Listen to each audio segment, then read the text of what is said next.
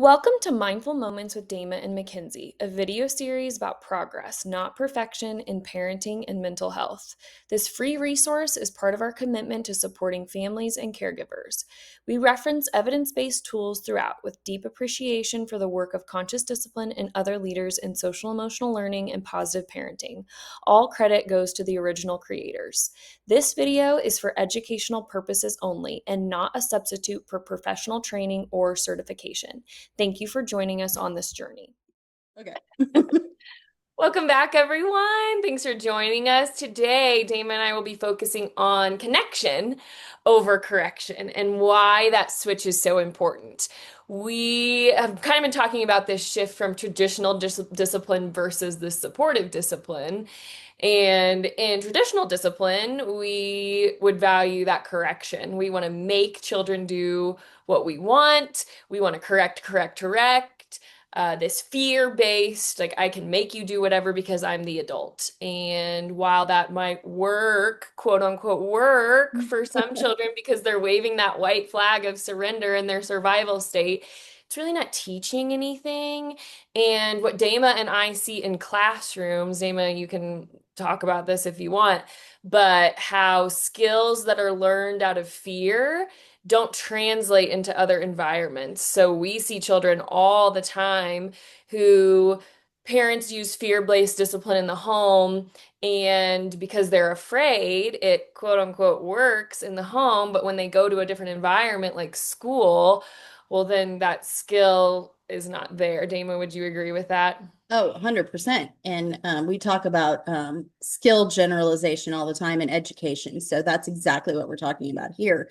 We want a child truly has a mastery of a skill when it generalizes to all environments, not just the one they learned it in. And fear tends to only teach a skill in a certain environment. So for instance, you get punished for swearing or saying bad words at home, but or at school, one or the other, but then you still are doing it in the other environment.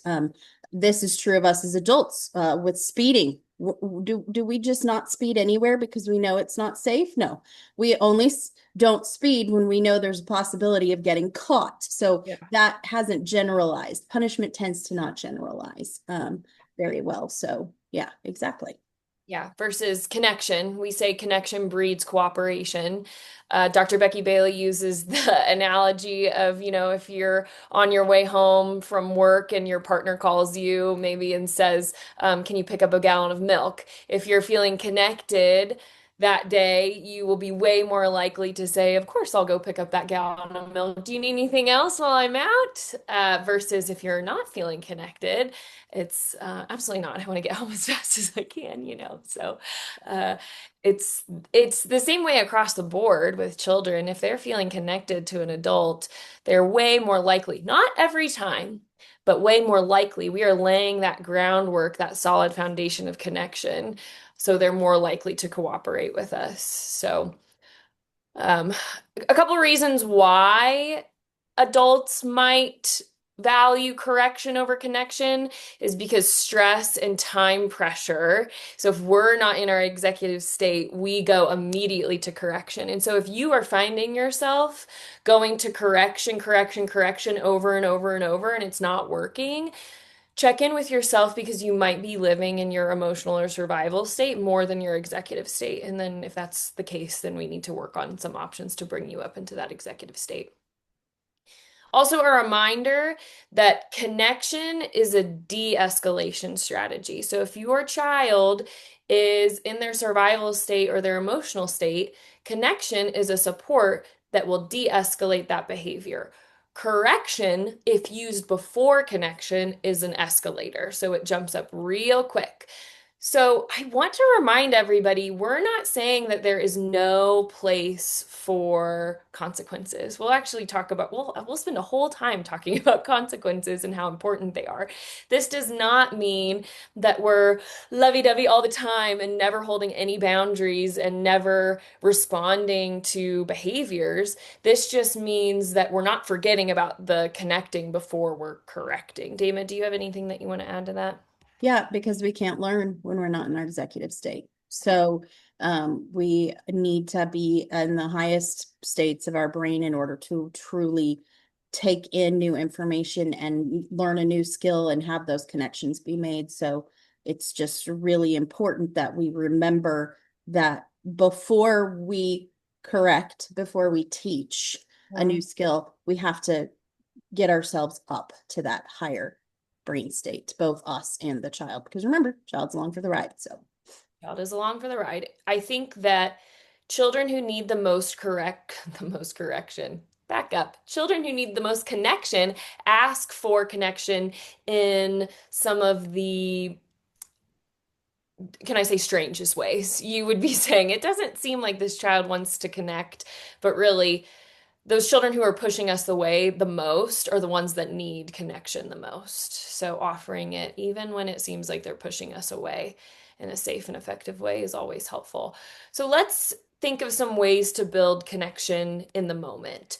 So, joint attention. So, this is voluntarily getting down on the child's eye level. So, eye to eye contact. That does not mean look me in the eye, holding a child's chin and look me right in the eye. This is a voluntary, we're both in this together. Using their name. It's amazing what somebody calling out your name can do. When I say, Dama, would you like to go to lunch with me versus who wants to go to lunch with me? Those things feel very different, right? So using their name, getting joint attention, mirroring their body language. Dama talked the other day about the DNA process, the describing. So you're going like this. That's exactly what this is doing. We're getting on the same page. We're in the same moment together. Physical anchors too. So this is hand on a shoulder, offering a hug, sitting nearby. And the last thing I want to talk about is I love you rituals. I love you rituals is a great way to connect with children, and it's a ritual. So Dama, how would you describe a ritual? a ritual is something that happens pretty much the same way, the same time, every day, every week, every a ritual is just something that is very expected, so it's very safe. That's when we know what to expect, we feel safe. So rituals are a way of building safety into a situation, because they know what to expect. They know it's going to be the same way every time. Songs, games, things that we do on a regular basis become rituals. Yeah. Our brains are pattern seeking. You'll wonder why your very young children want to read the same book over and over again. They want you to sing that same song again and again. They want to spin around and around the same way again and again. It's because our brains are pattern seeking. And in attachment, we talk about wanting to be a pop machine, not a slot machine. And what do we mean by that? When I go up, how much is a soda at a pop machine now, Dama? I don't know. Like, Like a dollar it's 25. I don't know. so when I go up to this, and we're talking about well-working, well-stocked soda machines, right? With $1.25 and I hit, B7, I know when I hit that what's to expect versus, the penny slots, I walk up with my money and I never know what I'm going to get when I pull that lever. I could win big or I could lose it all. So, same thing with your interactions with your child. You really do want to be, if they come to you with that $1.25, we want they want to know what to expect. So I have a need, I come to you with that need is answered. I wake up for my day and the ritual that I expected is done pretty much, not every day. You can't have the same rituals and same routines and same responses every day. But in general, we talk about good enough parenting. That good enough parenting is that you have that same an attuned response at least 30% of the time, which seems low, but that 30%, the rest of the time you are readjusting and saying, oh, I'm misattuned. I need to get back on track. So, a thing that we can do in the I love you rituals, we need eye contact, touch, that's safe touch, presence, and a playful situation. Dama, what's your favorite I love you ritual? Um, I think my favorite I love you ritual is one of the shortest and sweetest. It's the round Me and around the too. garden one. The round and around the garden, went the teddy bear, and then walk up their arm. One step, two step, tickle under there. It's so short and so sweet and can be done at any moment in time, and there are infinite variations. We've got round and round the volcano, went the dinosaur, one step, two step, listen to him roar. You can come up with all kinds of different ways to do that one, but that one almost never fails me. And it doesn't even matter if the child's, an infant to 5 years old, they think it's hilarious and want you to do it again. So yeah, that's probably my favorite. When I used to do classroom consultation services, I would have full classrooms of 3-year-olds coming up to me with their hands out like this. And they don't know why, but their brains, when we combine those four things, presence, touch, eye contact, and a playful situation, Dr. Becky Bailey calls it joy juice. It's a bunch of fancy feel-good hormones that go off in our brain that says, oh, this is good. I want more of this. So that's what's happening in their brains is the joy juice saying, woo, I like this. But what's interesting is it's not just happening in the child's brain, it's happening in the adult's brain when they're doing it. So if you're feeling real stressed out, we don't have enough time to go through all the fun I love you rituals here, but what you can do is stay on YouTube and type in I love you rituals conscious discipline, and there are tons and tons and tons of video resources showing you different I love you rituals. And I mean, there's also an I love you rituals book from Conscious Discipline, but I find myself going to YouTube to see it often, don't you, Dama? Oh yeah. And I don't ever want parents to forget that pretty much anything you do with the child that has those four elements of eye contact, touch, presence, and playfulness is an I love you ritual. And I love you ritual is not something you just can only get from Becky Bailey's book or from YouTube. It is anything you do on a regular basis with your child that has those elements in it. That's an I love you ritual. And a lot of us already have silly songs we sing with our kids or rhymes that we know. We make up handshakes together. Those are I love you rituals. All of them are I love you rituals. So you're probably already doing some. You just don't even realize. So now we're going to make it more intentional. We're going to bring it up to consciousness and we're going to say, okay, this is a moment where we need connection. I'm going to pull this ritual I have that offers safety and connection to pull my child's brain up and pull me up to the executive state. Yeah, I have a something that comes to my mind when talking about, sometimes things just organically happen. My infant, daycare provider, her name was Miss Doris, and the setup of this facility was infant room was all the way at the front, and then as you got older, you went farther down the hallway. So Miss Doris had this, this was before, I think maybe before the times of I love you rituals a little bit, but every time if you were an older child that had been in her classroom would walk by her classroom, she would do a finger touch. So she would say, finger touch, so glad you're here today, or it was good to see you when walking by. And there's a reason why I remember Miss Doris's name, right? Like can remember her face as clear as day, and I was probably 4 or 5 years old.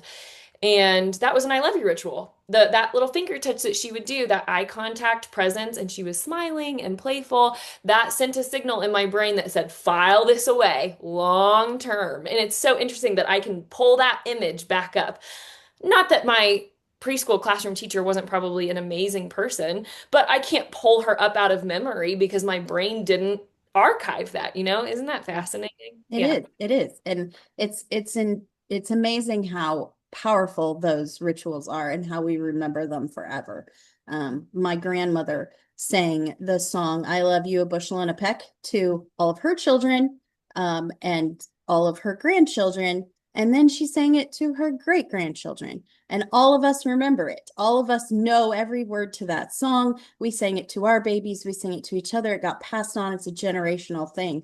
And when my grandmother passed away, the very last words I spoke to her were that song. I got to Oh, sing it to her sitting by her bedside, holding her hand. I kid you not. I didn't know it was the last moment, but I was ending every visit by singing that song to her. And I did that. And it was the last time I got to see her. So that is like, that song is so powerful for me now that it's what I go to when I need connection. I remember that I had that connection. So these little rituals we set up go on for generations and are really powerful connections to each other. yeah. They say secure and strong attachment connects the past, the future, and the present. So making those strong connections is really important, isn't Yeah. it? Oh, thanks for sharing that, Dama. That was lovely. That gave me chills. That gave me chills.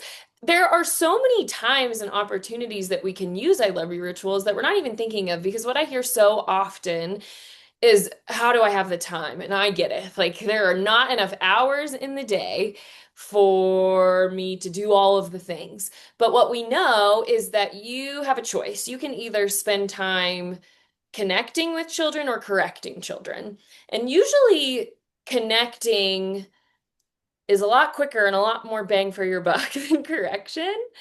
Um, so we all have different sized cups for correct or for connection, right? Some kids, depending on their circumstances, their trauma, have very big cups. I need a lot of connection, a lot of one-on-one engagement time for me to feel that strong connection with you. So we can either spend that time filling up that cup for connection, or if that cup for connection is empty, we will be correcting, right? So you do have a choice there. And these things are so quick. Like the round and round the garden that Dima shared, that is fast, fast, fast. You can do it at diaper changes with your tiny, tiny ones. I think any transition from, daycare, when they're going to from mom's house to dad's house from mom's house, just layering in your own little fun ritual. One, it's fun, but two, it's doing really great stuff for their brain in a really, tangible way. So, do you have anything you want to add to that, Dama? No, I really like that you mentioned the transitions from parent house to parent house in um, dual parenting situations, and just how important it is to have those rituals in place to help with those transitions. Any difficult transition needs to have a ritual surrounding it. I recently taught a parents class where this dad was really having a hard time dropping his son off at childcare, and mom could somehow do it. But when dad did it, the child would cry and cry and cry. And they would even call later and said, he's still crying. It's been an hour. And dad just didn't know what was going wrong. And so the whole class came up with some ideas for him for a ritual. And one of the things that we came up with was a book, to make a book with the pictures. And we're going to talk about visuals being so important later, but a little book of the step-by-step process of drop off for his son, and to go through that book with him every day. And dad got really into it. He took pictures during drop off and he had them printed, and he made Oh, a Dad, book. It was so cute. love But it. dad was really into this, and he tried this, and he said by the third day there were no tears anymore, Mm. because this ritual became what this child was having, a panic response to being dropped off. And like we said, children can't lift themselves out of that. They need to co-regulate. And offering this safe, secure ritual helped this child know what to expect and lifted them out of that panic response and allowed them to access, the higher centers of their brain. And having their dad connect with them to do this ritual every day was the solution. It wasn't that we needed some discipline issue here. This Mhm. was about connection. This was about helping this child get up to the higher centers of their brain. And dad did a beautiful job of that. I love that story. Yeah, He that's was great. hilarious. He was into it, man. It was lovely. Yeah. I had a co-parenting team that I worked with where, they were struggling to get on the same page about a lot of things, but what they both, I mean, that transition from mom's house to dad's house, from dad's house to mom's house, they both saw was really challenging. And while they couldn't get on the same page about a lot of things, what they did get on the same page about is we want that transition to be more successful. And so, okay, what's a I love you ritual that we can get on the same page about? And while dad said, I'm not really connecting with the sing-songy stuff, can we do the same handshake? And so the three of them, it was really great. The three of them came up with the same handshake. And so they would do that, wherever they were dropping off, parents would do that same handshake together, the three of them with the child. And I thought that was really, really neat. Again, it didn't solve everything, but how cool was that? It certainly made a moment that is tense for everybody Yeah. less difficult, because there was that safety and security of that ritual that we're going to all do together that makes this a safe moment for all of us. Um, Yep. all of Well, those tense moments of our lives could do with a little ritual and connection. Yeah. And we have to be in our executive state to come up with strategies like that. Because when we are not in our executive state, like I mentioned earlier, our brain will automatically go to, oh, this is an opportunity for punishment. So how can I make you, what is the thing that I can do to make you so uncomfortable that your behavior changes versus what can I do to connect with you so that you come to the higher centers of your brain so I can teach you a way to do things differently. Yeah, Yeah. Yeah. So everybody listening, I would love you to ask yourself, in those times of stress, am I leading with fear or am I leading with safety and connection? Because when we are acting based out of, our own fear, we are more likely to not connect with another person. So think about that yourself. And also, would I want to be corrected this way? Would I want to have an engagement like this?